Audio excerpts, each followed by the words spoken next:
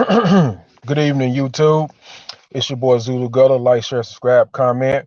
I know it's been a while, but man, I've been in the zone. I've been having to go hard out here in these times, which I never stop, and I ain't gonna stop. So all this not being able to work and being affected by COVID, that ain't me.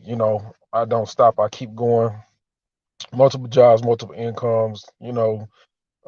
I've been telling brothers that I've been pulling pretty much 80 hours a week, so that's where I'm at, and I'm gonna keep it going.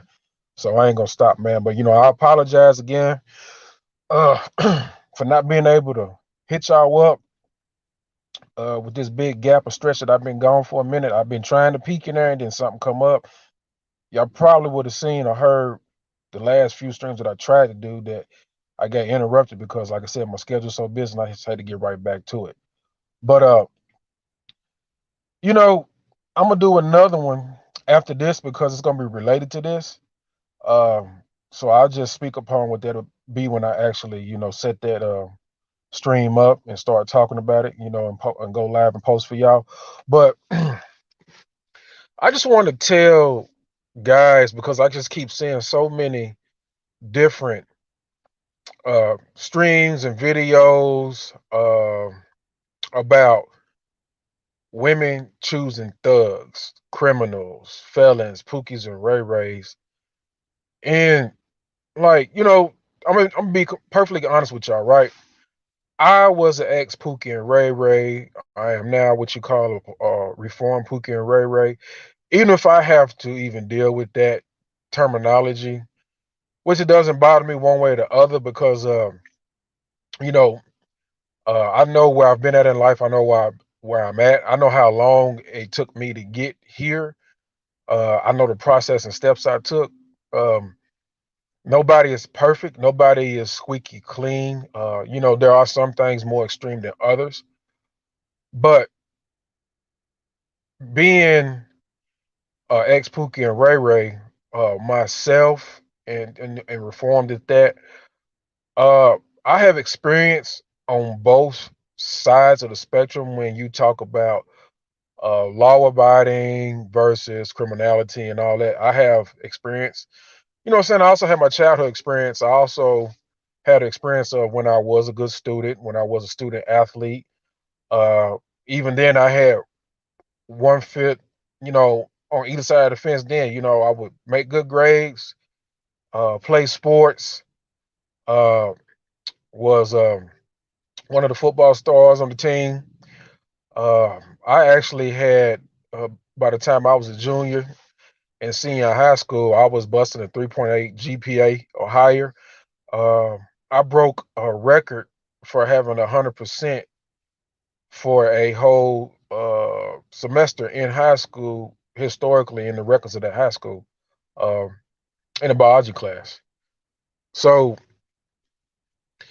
it varies, even when I got incarcerated the second time, I got incarcerated when I was 19, got out when I was 21, done the state bid, that first bid.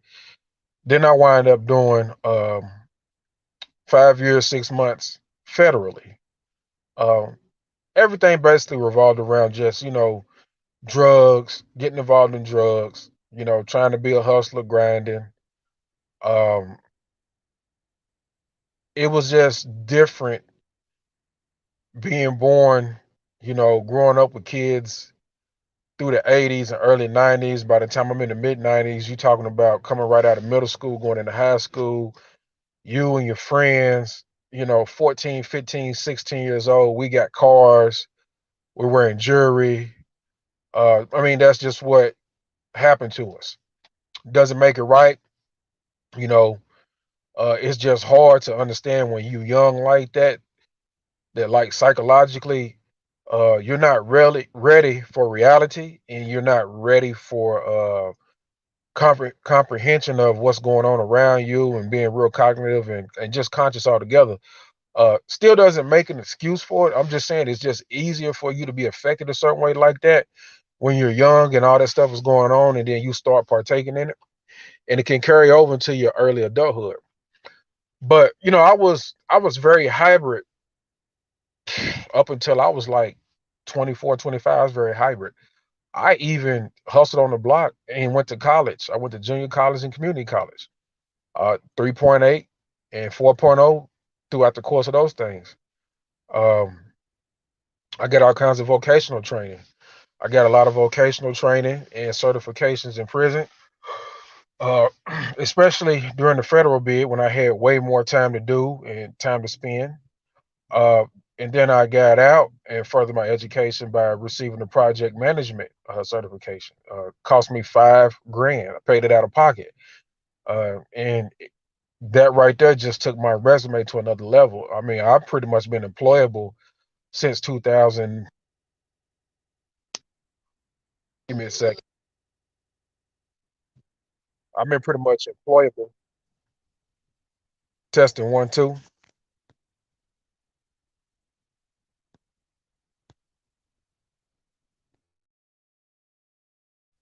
Testing 1 2.